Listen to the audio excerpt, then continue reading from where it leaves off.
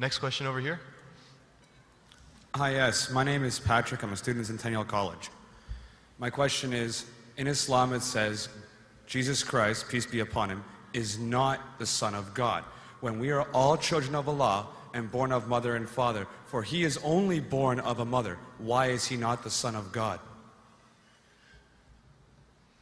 Brother Patrick asked a very good question, a very important question. He said that why in Islam is Jesus Christ, peace be upon him, not considered as Son of God? When we all are children of God, he being born of a virgin woman, all the more reason should be. See brother, if you tell we are children of God, in that way I've got no problem at all.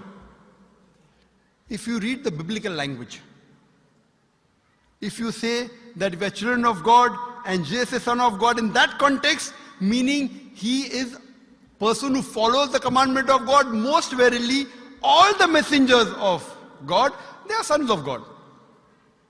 But the problem is, if someone says he is not a normal son, but he is the begotten son, then there's a problem.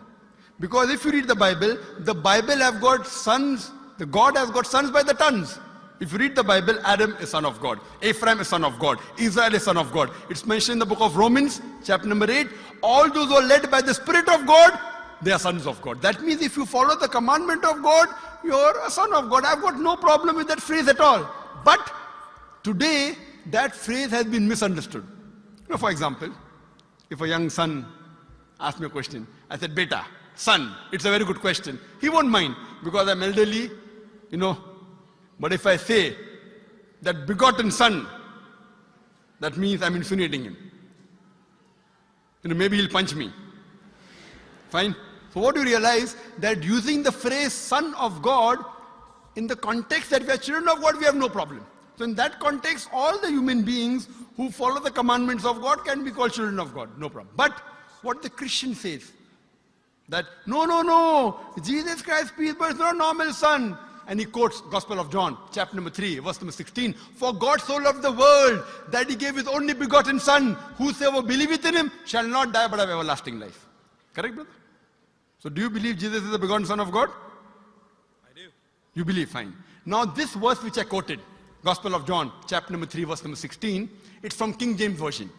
For God so loved the world that he gave his only begotten son. Whosoever believeth in him shall not die but have everlasting life. Now when you read the Revised Standard Version of the Bible, revised by Thaidu scholars, Christian scholars of the highest eminence, backed by 50 different cooperating Christian denominations, they say that this word begotten is an interpolation, it's a fabrication, it's a concoction, it's an adulteration. Who's saying? Not Muslims, not Hindus.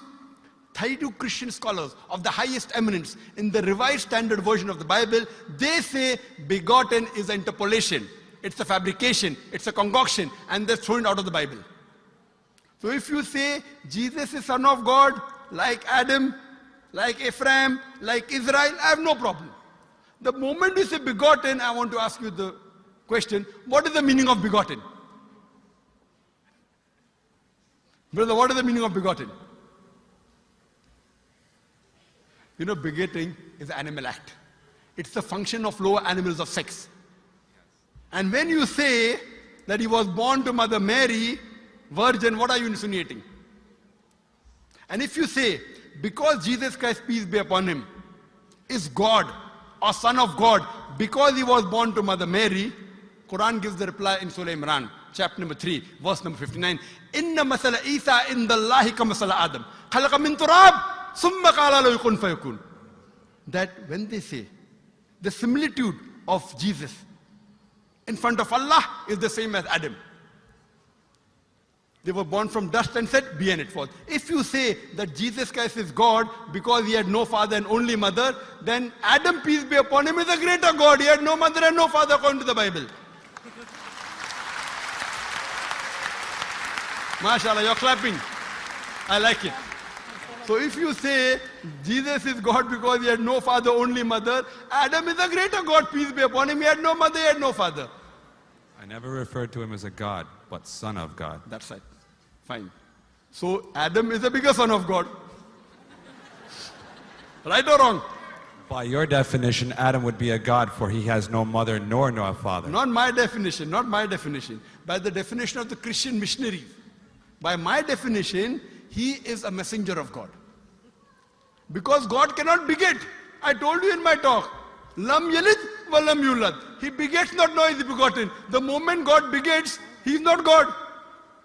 Son of God meaning pious person, I agree.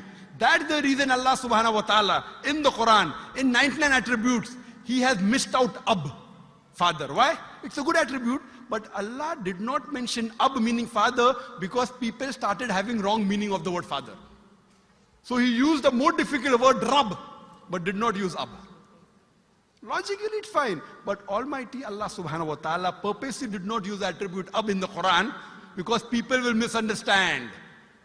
That's the reason English-wise, saying Jesus is the Son of God, meaning messenger of God, I'm with you. But the moment you say begotten Son, I have objection. So you say Jesus is a messenger of God, I say peace be upon him after his name. So I respect Jesus Christ, peace be upon him, more than you, Brother Patrick. Because when I take his name, I have to say peace be upon him. If I do not say that, I'm wrong. So I love Jesus Christ, peace be upon him, more than you. I follow his teaching more than you. And if you want, I can prove it to you. That's a different argument, not for tonight. Sorry? That's a different argument and not for tonight. Okay, fine. I'll give you a few things. Jesus Christ, peace be upon him. Fine? If you read the Bible, he was circumcised on the 8th day. Fine? Majority of all the Muslims are circumcised, the Christians aren't. So if you say Christian means a person who follows the teachings of Jesus Christ, peace be upon him, then it's mentioned in the book of Leviticus, chapter number 11, verse number 7 to 8. It's mentioned in the book of Deuteronomy, chapter number 14, verse number 8, you should not have pork. It's mentioned in the book of Isaiah, chapter 65, verse number 2 to 5, should not have pork. Muslims don't have pork, most of the Christians have pork. If you read the book of Ephesians, chapter number 5, verse number 18, in the book of Proverbs, chapter number 20, verse number 1, it says you should not have alcohol. Muslims as a whole don't have alcohol, most of the Christians have alcohol. If you say Christian means a person who follows the teachings of Jesus Christ, peace be upon him, we Muslims are more Christian than the Christians themselves. We love him. We respect him. If you say, I love Jesus Christ, peace be upon him, but don't follow his teachings, your love is false. We, therefore, mashallah, I love Jesus Christ, peace be upon him, more than most of the Christians. Because I follow his teachings, I respect him, I revere him. And Jesus Christ also said, in the Gospel of John, chapter number 16, verse number 11 to 14, I have many things to say unto you, but ye cannot bear them now. For he, when the Spirit of truth shall come, he shall guide you unto all truth. He was talking about Prophet Muhammad to come.